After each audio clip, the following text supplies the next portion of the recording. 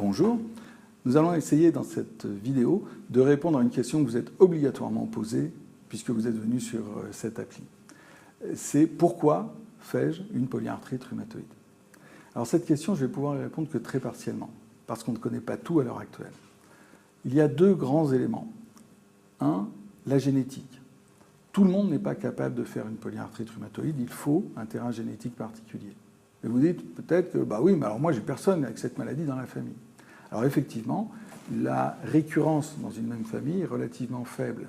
Si vous avez une polyarthrite, vos enfants, vos frères et sœurs n'ont qu'un risque multiplié par 2 par rapport à la population générale. C'est-à-dire que si la population générale a un risque de 0,5% de développer la polyarthrite, quelqu'un de votre famille va passer à un risque de 1%. Donc c'est supérieur à la population générale, mais c'est très faible, ça reste très faible. Quand on compare des familles de jumeaux, des vrais jumeaux, où l'un a une polyarthrite rhumatoïde, on sait que l'autre n'a que 15% de risque de développer la même maladie.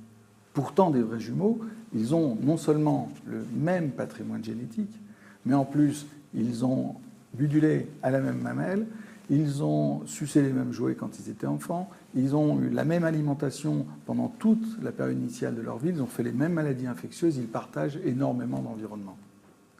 Donc ces deux éléments concourent à penser que la part de la génétique est relativement faible et donc ça laisse une place tout à fait prépondérante à ce qu'on appelle les facteurs d'environnement.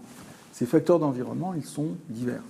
Vous avez de l'environnement qui tient à l'exposition, qui peut être la vôtre, à différents polluants atmosphériques, à l'utilisation de pesticides, à l'utilisation de produits dans le cadre d'une activité professionnelle. Ça, ce sont des éléments qui sont relativement mal connus. On sait qu'il y a un rôle, par exemple, de l'exposition au tabac, mais la plupart des facteurs sont relativement mal étudiés. Le deuxième élément, ça va être l'alimentation. Là encore, très mal étudié à l'heure actuelle. Le troisième élément, ça va être l'exposition à des particules infectieuses. Voilà. Tout ça, on le connaît relativement mal, encore une fois, pour l'instant. Et c'est là où on compte sur votre participation.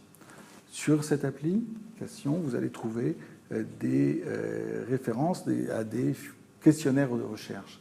Ces questionnaires, ils vont s'attacher à aller chercher des marqueurs de risque de la maladie, des facteurs, encore une fois, d'exposition à l'environnement, des facteurs d'exposition au stress. Le stress a très certainement un rôle majeur dans le déclenchement, notamment des poussées, et des questionnaires sur l'alimentation. Et grâce à votre participation, nous allons chercher à identifier deux choses. Les éléments qui concourent au risque de développer la maladie, mais également les éléments qui concourent au risque de faire une nouvelle poussée de la maladie ou ce qu'on appelle une exacerbation. Et là, c'est tout à fait crucial, y compris pour vous, parce que ce travail collectif que nous ferons à vos côtés permettra, nous l'espérons, de développer des stratégies qui permettent d'identifier un risque de poussée et d'agir de façon préventive pour éviter une nouvelle exacerbation de la maladie.